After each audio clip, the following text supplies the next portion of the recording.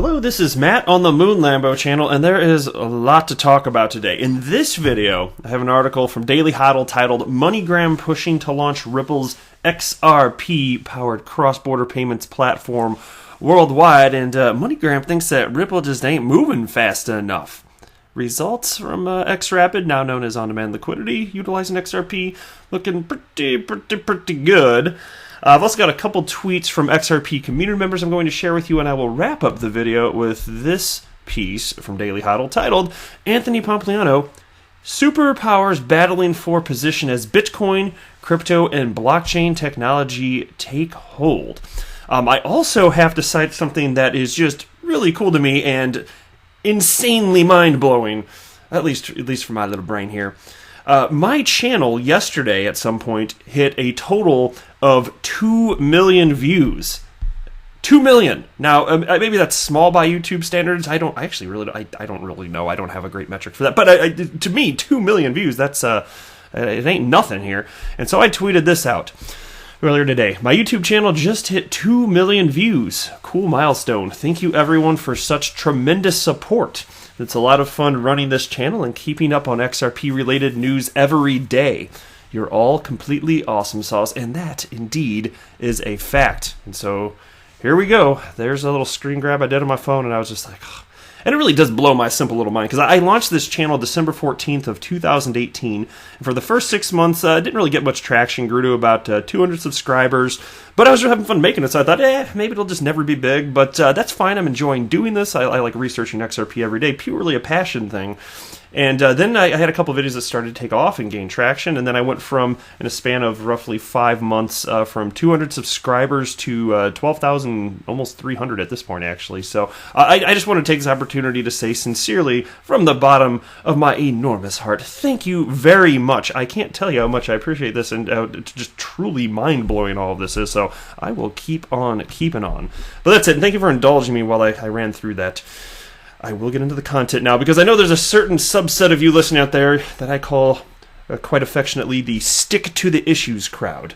And for the rest of this video, I'm going to stick to the issues, so let's get to it. MoneyGram pushing to launch Ripple's XRP-powered cross-border payments platform worldwide. Ripple CEO Brad Garlinghouse says MoneyGram is pushing to rapidly expand its use of XRP for cross-border payments. In a new interview at FinTech Week 2019, Garlinghouse said MoneyGram CEO W. Alexander Holmes wants to know how quickly Ripple can expand its XRP-powered payment solution called On-Demand Liquidity, ODL, to new corridors. Apparently not fast enough, right? So check out this quote. I love this quote. If you want to feel super good and bullish and maybe a little tingly inside, check out this. From Brad Garlinghouse, Ripple CEO himself. I got a call from CEO of MoneyGram, the CEO of MoneyGram, 2 weeks ago.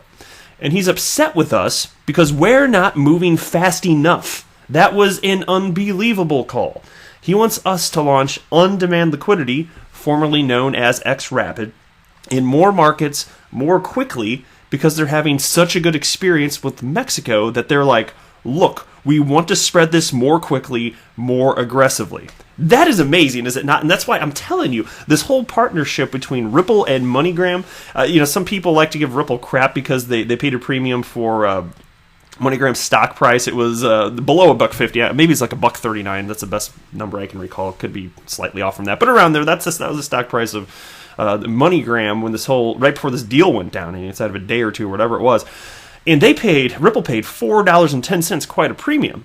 And so some people like to make the argument, well, if this deal is so good, why do you need to entice MoneyGram in such a capacity, just in overpaying? Well, look, Ripple considered that to be an investment, and they were highly confident that given the nature of the technology and how it could be truly transformative for MoneyGram's P&L, profit and loss report, ultimately in the bottom line, it just shows confidence, obviously, that they would more than recoup what it is that they put in anyway. So they have skin in the game in terms of MoneyGram's actual performance. To me, it was just a mutually beneficial situation. And now look at what's being developed here, and look at MoneyGram's response now that on-demand liquidity is officially implemented. And then the article continues, on-demand liquidity is currently up and running in 2 destination corridors, Mexico and the Philippines. Ripple has dropped various clues hinting that the company is looking to bring the product to Argentina, Brazil, and a number of Asia-Pacific countries. And look, I gotta tell you, there will be corridors the world over. Consider this. So we've got 2 corridors utilizing on-demand liquidity, formerly known as XRapid. And MoneyGram, I don't remember the exact number, but MoneyGram is operating, well, the world over certainly, but in over 20,000 corridors. Over 20,000. Ripple's got a lot of work to do, but that's perfectly fine. But look, the fact that this is actually being adopted, it's actually useful. Humans will continue to speculate on the price of XRP perpetually. It's not going away unless there's something completely cataclysmic. I don't even know what that would be. I mean, like the internet going away. Okay, there's one. That would be cataclysmic. And then, okay, maybe XRP's got some trouble. Short of that, it's clear to me it has staying power. And there is indeed real-world adoption with multiple use cases. And if that's the case, it's not going away. What do you think is going to happen as more people figure out about it? Because almost nobody on the planet knows about XRP. What do you think will happen? Just a fun little question for yourself. Anyway, Garlinghouse says the company will only launch new corridors once they're sure regulators and market makers are fully on board. And here's a quote from Brad Garlinghouse. We're not going to launch new markets until we've engaged regulators in those markets. We know that the exchanges on the other end are robust and compliant, and all the things that go with that. And then the piece continues. Ripple changed the name of its XRP-based payment product for XRapid to on-demand liquidity earlier this month. The company says the change is part of an overall strategy to focus on Ripple's presence as a payment network. Ripple partnered with MoneyGram back in July. As part of the deal, Ripple purchased $30 million worth of shares in the company with the option to purchase another $20 million over the next 2 years. And so this is indeed all does take time. And so think about what Brad just said there in that second quote that I read. It makes complete sense. Ripple is the adult in the room, and from a regulatory perspective, they want to make sure that they got all their ducks in a row before they launch new corridors, especially utilizing XRP. That is very important. You indeed do have to have pools of liquidity. That's market makers. If you don't have sufficient liquidity, you just can't launch a freaking corridor. I guess, look, once you launch this, can you imagine, if you really haven't done your homework and make sure that you've got everything lined up, all your ducks in a row, and you start and you launch it, and XRP is moving money around the world as a bridge currency, and then liquidity dries up unexpectedly. It's just not quite enough. And you don't understand the demand, perhaps. What do you think is going to happen? Well, it's not good. So Ripple's done a good job, obviously, rolling out the production version of XRapid now on demand liquidity within the first 2 corridors, but they're doing it with a measured approach, and they want to do it as quickly as they can responsibly do it. All right, take a look at this tweet. This just kind of made me smile. This is cute. Look at this. I'm not a cat guy. Nothing against them. I'm just highly allergic, so I'm a dog guy. But Justine tweeted this out, and it's going to melt your little heart. And she tweeted out, me and my XRP bags. And it's just a 12-second video of a kind of cute-looking cat that refuses to let go of a human's arm. That's it. I just thought I'd share it. There you go. Go ahead and smile. You smiler. Okay, so here's a tweet from, I just scrolling through my Twitter feed, and I like this, so I thought I'd share it. It's from Uncle_XRP on Twitter, who wrote, #XRP community. I hope you guys are prepared for nobody to believe you bought XRP at 30 cents. Those are the same people that didn't believe XRP would moon. I think that speaks for itself. Well put, Uncle XRP. Last article for this video. Superpowers battling for position as Bitcoin, crypto, and blockchain technology take hold. Anthony Pompliano. Morgan Creek that's not a thing. Let me try that again. Take 2. Morgan Creek Digital co-founder Anthony Pompliano says the world's governments are trying to figure out how to deal with the impact of the internet revolution and how to respond to the emergence of digital assets. In a new note to clients, Pompliano points to an uprising in Lebanon where banks have been shut down for more than a week amid a protest against a government plan to tax WhatsApp calls. And there's a tweet on that topic. I don't need to read through it. Anyway, concern over how the government will proceed triggered long lines at banks and ATMs, with people trying to withdraw their money, says Pompliano. And here's a quote. Want to know the fastest way to become unpopular? Take things away from people who believe they are free.